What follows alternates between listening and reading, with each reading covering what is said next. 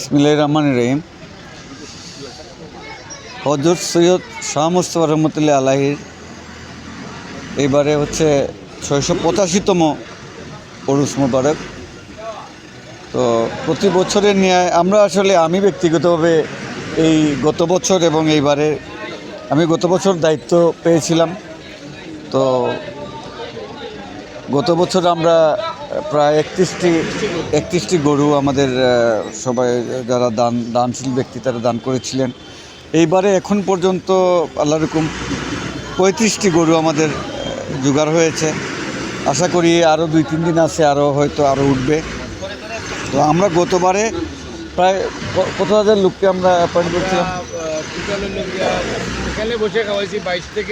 22 থেকে 25,000 এবং আরও 10,000-এর মতো আমরা প্যাকেট আমরা ডিস্ট্রিবিউশন করেছি বিভিন্ন জায়গায়। তো আশা করি এইবারে আর একটু বেশি হবে, যেহেতু গরু আমাদের এবার সংখ্যা বেশি। আশা করি এবার আরও বেশি লোককে আমরা আপ্যায়ন করতে পারবো, খাওয়াতে পারবো। তো বরুক হিসাবে মানুষ এখানে খায় আইসা।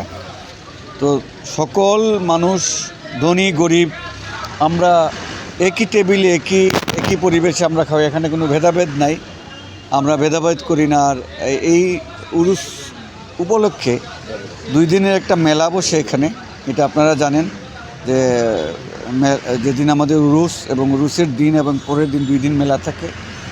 আমরা গতবার খুব শান্তিপূর্ণভাবে আমরা একটি উরুস এবং মেলা আমরা পালন করতে পেরেছি। এবারও আশা করি ইনশাল্লাহ আপনারা আমাদের প্রস্তুতি আপনারা দেখেছেন, আপনারা নিজের চোখে দেখবেন।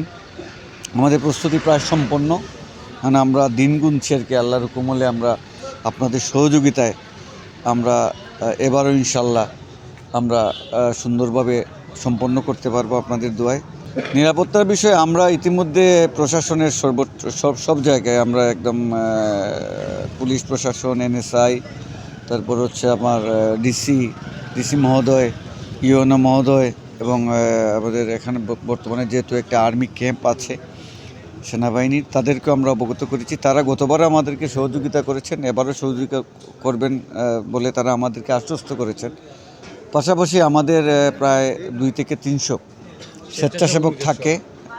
স্বেচ্ছাসেবক থাকে, তারা মানে শৃঙ্খলাটুকু ওনারা করেন। গতবার আল্লাহর হুকুম আমরা খুব শান্তিপূর্ণ করতে পেরেছি, এবারও করতে পারি। এবং আপনারা দেখবেন যে কোনোবারই যতবার উরুস হয়েছে, আপনারা তো এসেছেন সংবাদকর্মী হিসাবে, কোনোবারই কিন্তু সিসি ক্যামেরার আওতায় ছিল না পুরো উৎসবটা। তো গতবার থেকে আমরা সেটা মানে চালু করেছি, এবারও সেম। আমরা মানে বিশেষ করে কোনো অকারেন্স যাতে না ঘটে, বা অকারেন্স ঘটলে আমরা যাতে শনাক্ত করতে পারি কারা অকারেন্স করেছে। 35টার উপরে, এবার 35টার উপরে সিসি ক্যামেরা আমাদের এখানে সিসি ক্যামেরা আওতায় থাকবে পুরো উৎসবটা এবং মেলাসহ। আংশিক, হ্যাঁ। তো আশা করি এবারও ইনশাল্লাহ আমরা করতে পারবো আর কি সুশৃঙ্খলভাবে।